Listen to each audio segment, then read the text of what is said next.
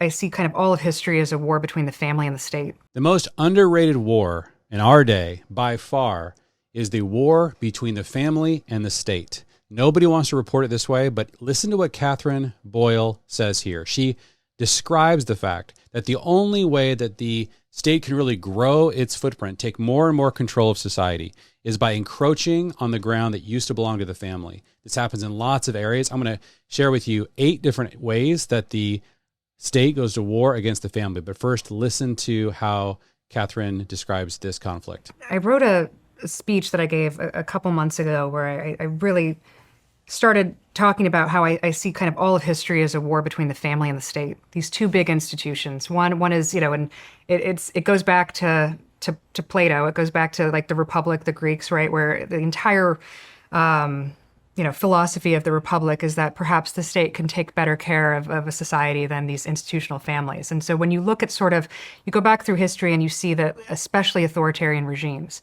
the first thing that an authoritarian regime does when it wants to take over a society is it ruthlessly destroys the family.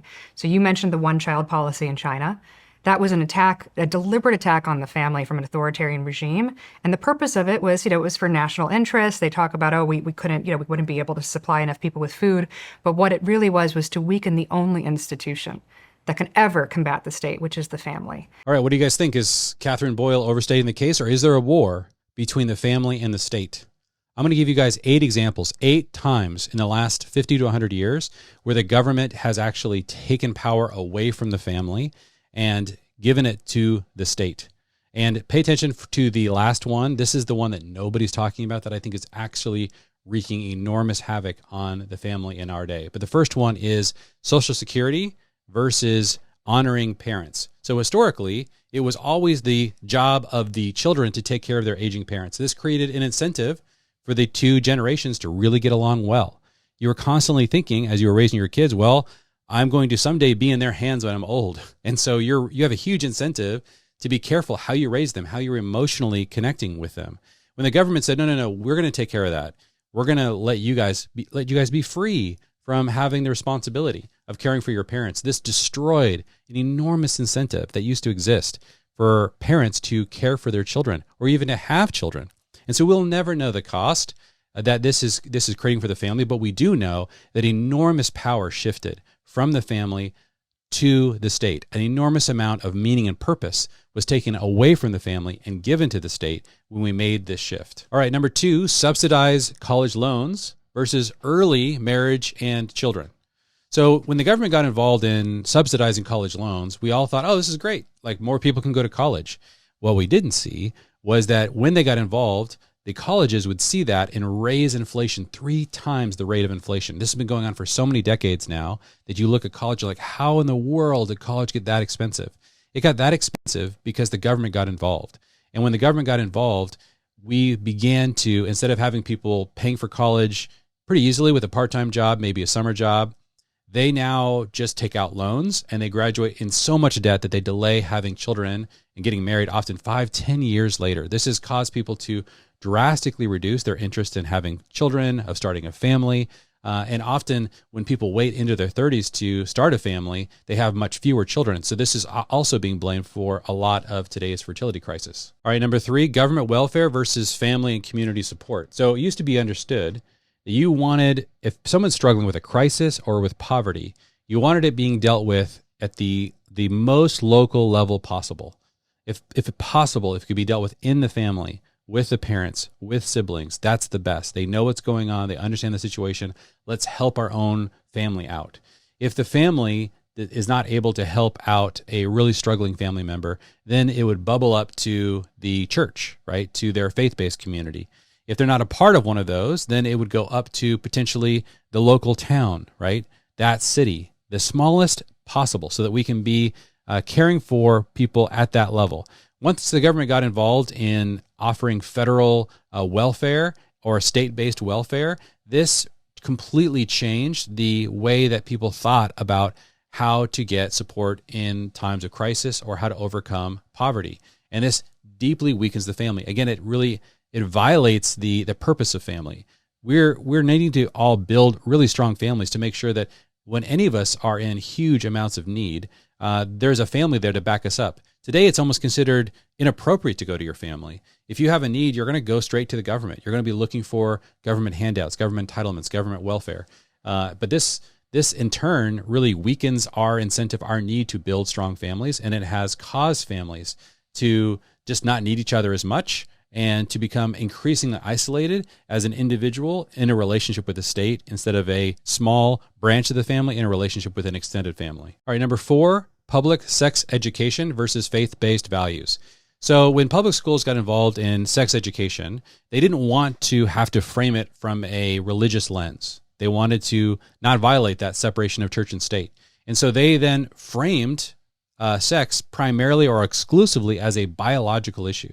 Well, once you do that, once you reduce every human being to our biological essence, we basically become animals with appetites. And that's the reason why so many people today think that's what sex is. But the Bible refutes that completely. The Bible says in 1 Corinthians 6 that sex is primarily a spiritual issue. It's becoming spiritually one with another person. And so much of the problems that are created by people having premarital sex are created because of the framing that they hear in our state-based education system. This shifted the idea that sex is something that happens inside of a committed relationship between a man and a woman in order to build a family line. And now it becomes just a basic biological appetite. So this has had an enormous detrimental effect on the family. Number 5, abortion rights versus honoring motherhood. So when you think about a feminist activist, what are they promoting?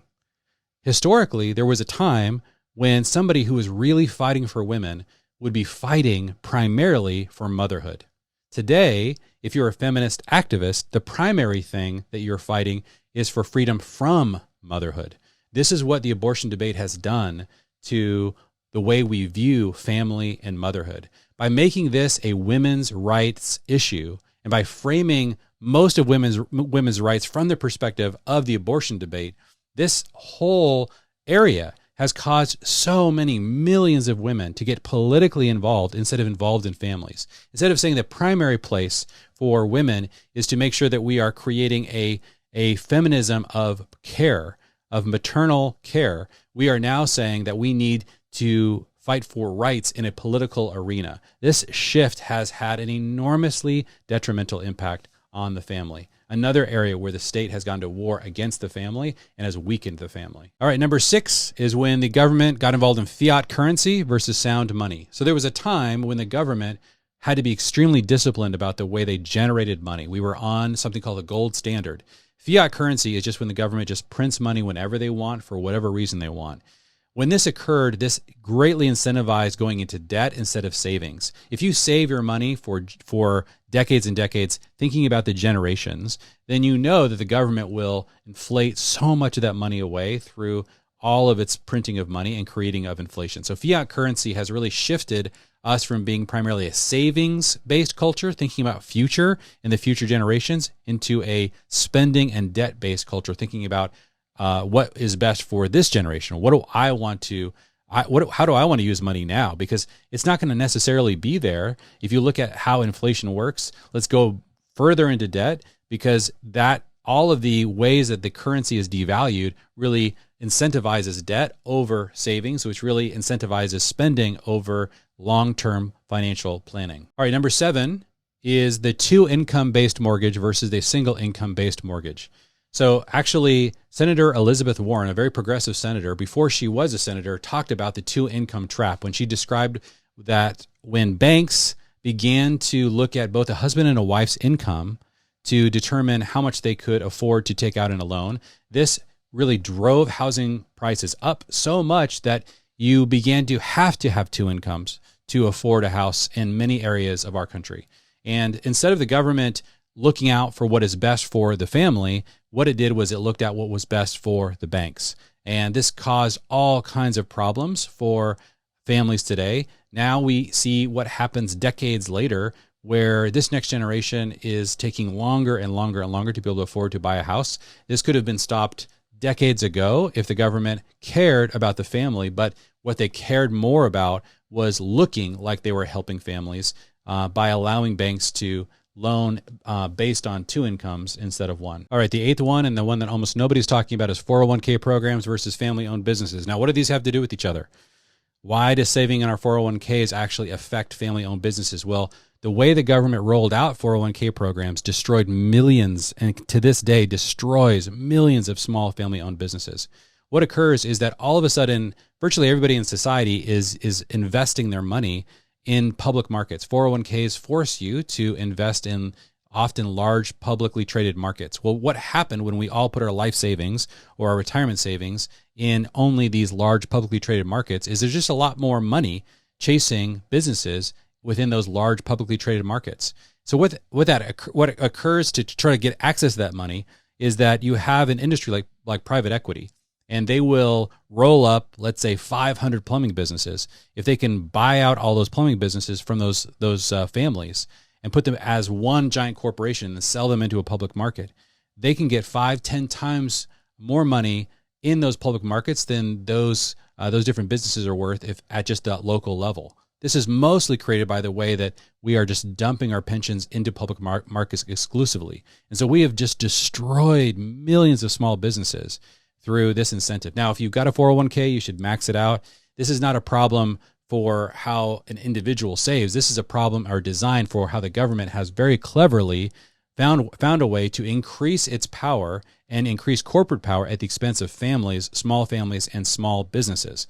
And so these 8 different ways are just some examples. There are so many more examples, you guys, of ways that the state is growing its power base at the expense of families. So really pay attention to this war that's going on because it's really impacting all of us.